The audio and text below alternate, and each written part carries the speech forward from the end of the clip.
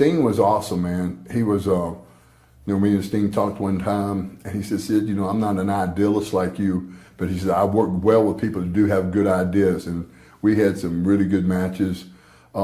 Just one little incident, one time we were in, I think everybody remembers I used to do a nip-up spot, and it was usually out of head scissors. And I'd nip up, and then I'd catch a guy with a choke slam or something like that, and it'd always get a good reaction. It was in Jacksonville, Florida. I'll never forget it. So I come back, and there's some guys, and I think the Steiners were in the dressing room, and they were, pushing Sting to sort of say, hey, Sid's burying you.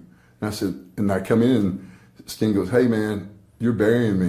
And I said, no, Steve, I'm not burying you. I said, we do that spot all the time. I said, what's happened is you let these guys get in your ass, and now they're making you feel bad about that. So don't let these guys get you beat up.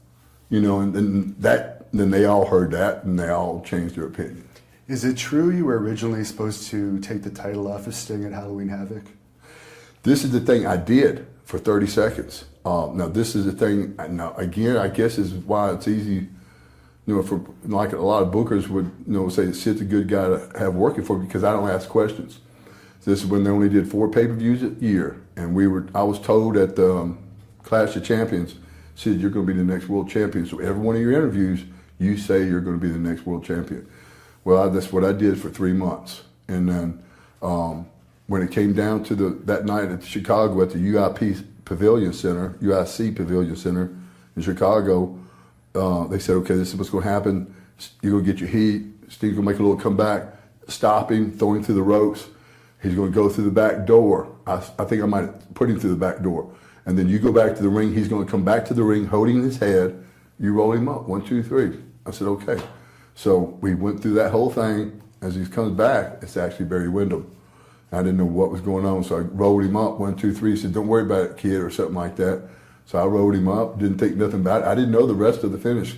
I don't think this was supposed to have been, I think I was supposed to have won the belt. But I think Flair and a lot of people raised so much shit about it, me being too young for the position. So, like I said, I know the crowd's going crazy. The referees in the ring grabbing the bell in my hand, saying, take the Stinger splash. I never knew anything about that part of the finish. But when I look back on it, Devin, that was probably my most memorable match. Because I feel like when you can fool me, you had to fool the people. Now, if it was just me, I enjoyed that. I don't know if people understand that or not.